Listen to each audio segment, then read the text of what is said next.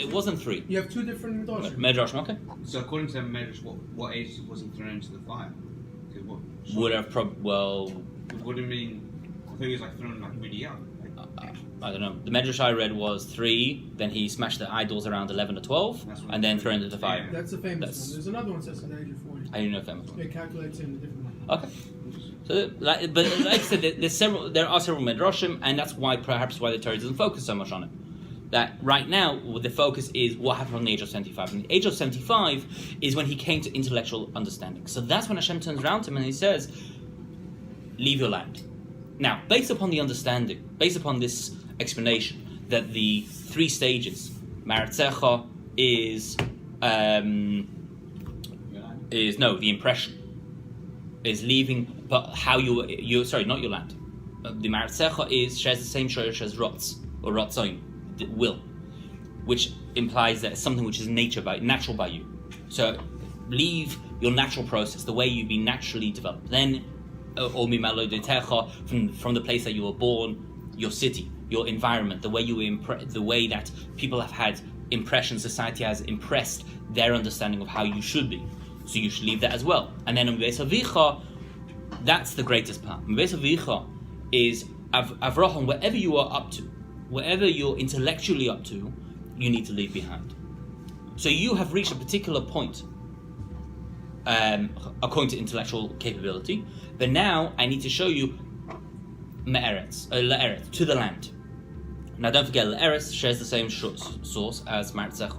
They're both a form of rotzing, to the desire. Maratzecha, the first Maratzecha that Hashem says, refers to your natural instincts, your natural desires, your natural will that you were grown up with. But once you reach a point of intellectual capability, effectively, most people, when they reach that natural identity, it's not natural, when they reach that identity or natural intellect of their intellectual identity, they're not going to progress much further. So how do you make the jump? And that's when Hashem says, the way you make the jump is through me. I'm going to show you Le'eretz. I'm going to show you the land, the next stage of your rotzin, of where you want to get to. I'm going to show you it. So that's after the Chokhmah. After the Chokhmah. So the first stage we all have to reach is understanding where we get to, understanding who we are. You know, throughout life you grow up either with your natural capabilities, your natural talents. Then after that you grow up through society putting an impression on you, how I'm meant to be, social media, my family, But even when you reach, playing devil's advocate, yeah. But when you reach that Chokhmah stage, sometimes you come to the realization that you don't want to take that jump because you realize it's all a bunch of whatever, or you just feel. Some people go for derech at that point. So it's not an easier transition than he's trying to explain. It's like you get your Chokhmah and then there is no transition. There is no transition from ourselves. No, so once you reach the Chokhmah stage, then you go on to the next stage. No, you can't. From yourself, you can't do that. That's why Hashem says, I will show you. Because as individuals, we can't make that transition. That's what I'm saying. Most people will stop at that stage. Mi Beis Avicha. Okay. And the reason why the Torah swaps around the journey, Marsecha, Mi Moladetecha, Mi Beis Avicha, because Mi Beis Avicha is the final stage. Because that is generally when most of humanity and society will say, I understand who I am. What more do I need to understand? Now I need to refine myself, my midas, my ethics, my morals. I'm comfortable with who I am. But it's at that stage that we can make the jump. The not the issue, but the waiting factor, the factor where we have to take into consideration is we have to be shown it. Now, what we do know is Le'eretz, where Hashem says to the land, we know where that land is, and that is Eretz Yisrael. Even though Hashem doesn't specifically state in the Torah, I'm going to take you to the land of Israel, or show you the land, and rather it's a very long journey where Avram's going to, the journey that Hashem is telling Avram doesn't just happen later when after going to Egypt, he goes back to Eretz Yisrael. That journey is actually for the next 400 years, when eventually the Yidden will leave Mitzrayim and come back to the land of Israel 40 years after Yetzias Mitzrayim.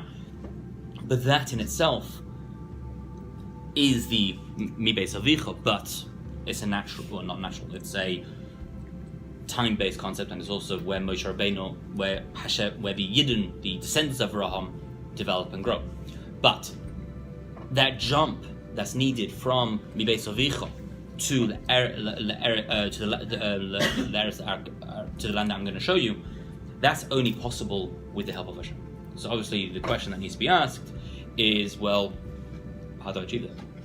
How do I go from Mibeis Avicha, from my intellectual identity, from my understanding of what I'm meant to be, who I am, to where Avraham got to? And so first, when the getting to where Avraham got to isn't the actual goal per se, because Avraham was our ancestor. He was a Markava, he was a chariot of the Ratzon of Hashem, of the will of Hashem. It's not like we're suddenly going to make that jump ourselves, that God will help us make that jump. He might. God might help us make that jump, but in general, that's not necessarily what we're trying to achieve. What we are trying to achieve is utilizing the same lessons or the same goals that Hashem has laid out for us, that laid out for Avraham, which was the land I'm going to show you, which is Eretz Yisrael. What's Eretz Yisrael? Again, there's numerous different messages. One of the messages of Eretz Yisrael is the settling of the land with the Esser Spheres, with the seven nations of Canaan, which is the seven emotional attributes, with the three, the Canaani, Kenizi, and sorry, no, the Canaani, Kenizi. No, it's the three we haven't yet. Could be the Perizi. But there's three nations we haven't conquered yet. Seven we have, and three we haven't. So the seven we have conquered, the seven that were settled in Eretz Yisrael, where we are continuously working, either fighting, negotiating, compromising. I don't want to get into politics right now. It's not my... Sorry? The Philistines. I'm not going to get into politics right now. But there are three that we're not going to have to fight. And that is the Kenizi, Kanaani, not the point right now. No. But the point, those three represent the intellectual abilities. Chachma, Bina, and Das. The what? Leftist. Why am I supposed to edit it now? Music goes up at that point.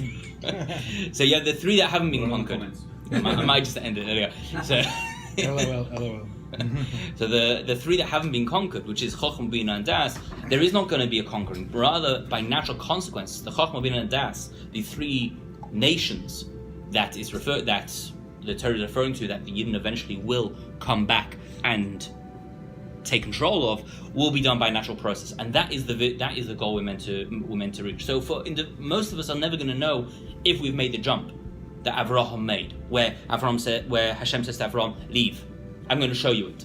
But our mission is to continuously refine that Chachma, Bina, and Das. We start obviously with Chachma, Beis Avicha. We start off with that first stage, which is refining our own intellectual identity, and then from that, if we continuously refine who we are, what we are meant to be doing, where I'm at, which is done obviously through study, through the intellectual elements of Judaism, then hopefully that in turn will lead on to Bina and Das, the comprehension and the understanding, which in turn leads on to our conquest on a personal level of conquering our seven emotional levels, as well as hopefully on a spiritual level, conquering the spiritual seven nations of the world, which is the negative elements of this world itself. L'chaim.